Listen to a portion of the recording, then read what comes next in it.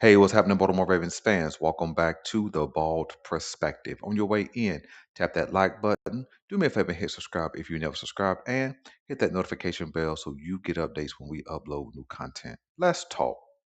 All right. So, the beginning of the Baltimore Ravens offseason workout has began. All right. And the biggest news coming out of that first day is that Lamar Jackson was in the building. Now we can move forward. Now we can start with the questioning, the conjecture, the innuendos concerning his participation. Is he committed? Is he a me first guy? All of those things. We can just simply move on. All right. But the Baltimore Ravens can actually now slow down. If you really kind of think about what things have taken place for this Baltimore Ravens organization since the end of the season back in January, the Ravens have been in a full sprint, sort of like the 40-yard dash versus the 400 meters versus a marathon. When the decision to move on from John Harbaugh happened, the Baltimore Ravens had to spend most of their time collecting information on head coaching candidates, creating a schedule to interview those candidates, getting those guys into the building or set up through Zoom or some type of virtual format, ask a whole litany of questions, make checks and balances on each coaching candidate, discard some, keep some. I mean, a whole long process, but it had to be done quickly because the Senior Bowl was coming, and we understand organizations go down and participate at the Senior Bowl. They do some scouting, some meet and greets, all those kind of things. From that point, trade season begins in February.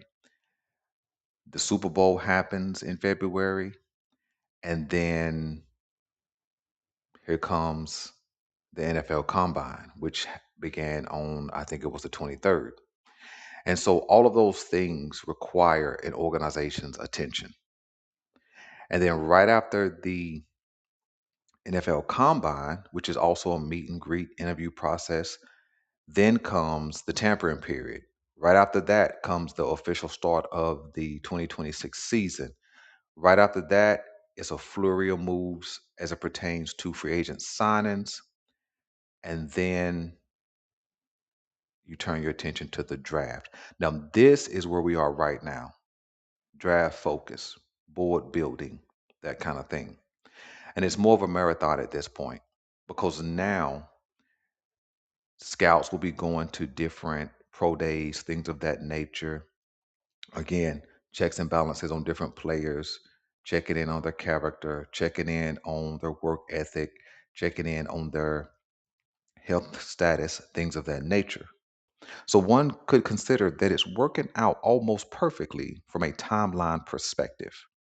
You come in, you clean house, get a new head coach, build an entirely new coaching staff.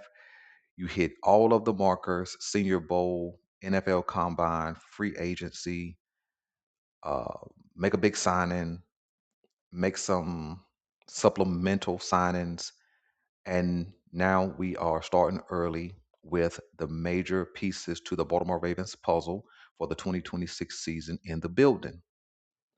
And so I think that it brings a little bit of a calmness to this off season when you can see your leadership participate, show up, set a standard.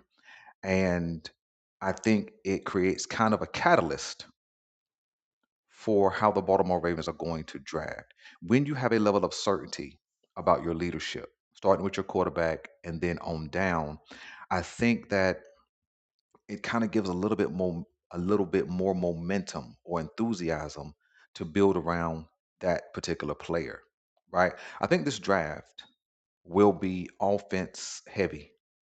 I think my sense of this Baltimore Ravens team right now is that three of your first four picks will be offensive players.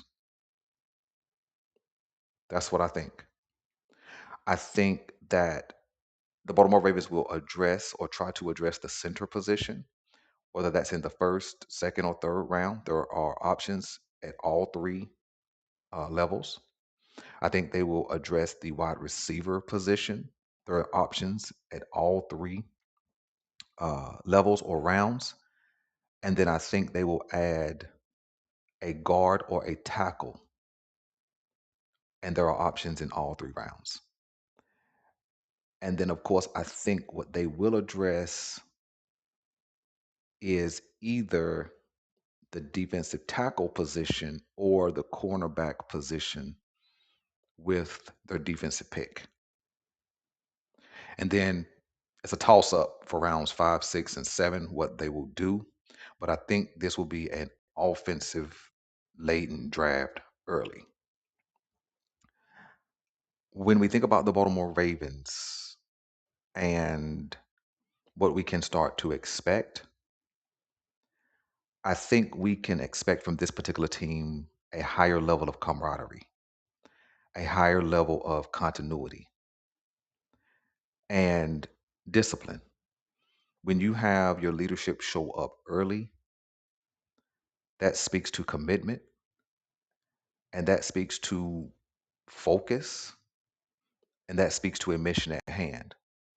So shout out, man, to Lamar Jackson and the rest of the Baltimore Raven leadership who actually walked in the building yesterday. No, no criticism, no vitriol, no innuendos, no conjecture for those guys who did not show up. You know, everybody got something going on in the off season. These are family men, a lot of them. They got trips planned, so on and so forth. I don't think it speaks to a lack of commitment.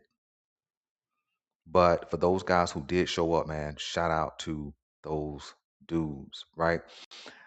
Um, I think the Baltimore Ravens, in concert with all of the offseason stuff, I think they're going to do a lot of the heavy lifting post draft because I think they're going to turn the 11 picks with a trade down, they're going to turn it into 12.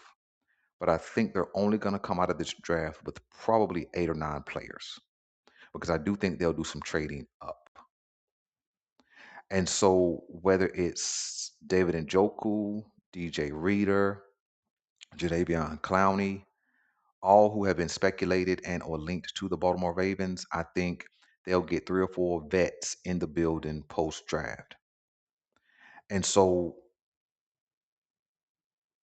we're not always excited about how the Baltimore Ravens move in the off season, but I do have less of a complaint because the Ravens are going to do Ravens things. This has been their MO under EDC and back into Ozzy. You make that one signing, and then the rest basically comes after the draft. And there is some talent for the post-draft free agency moves, and so I could see us, getting in early on those post-draft signings, and maybe 1 or 2 June 1st. This year's roster is going to be super interesting, right? Because, like I said in a previous video, I think that the Baltimore Ravens have to get 8 or 9 players so that Jesse Mentor can start to build a new culture in Baltimore with some guys that meet or fit his mentality. And so that's going to show in our next mock draft where we draft specific players that meet or fit a Jesse Mentor mentality. When you look at who could be going June 1st, I think you may be looking at a guy like a Broderick Washington. I think that you could be looking at a guy like an Andrew Voorhees. You could be looking at a guy like a Jay Higgins who stuck around last year. You could be looking at a guy like Keyshawn Martin or Keon Martin. I can't remember which way his first name is spoken. You could be looking at a couple of those dudes. I think a guy like Longer Bean, cornerback from last year who tore his ACL, I think he could be vulnerable and not be on this roster.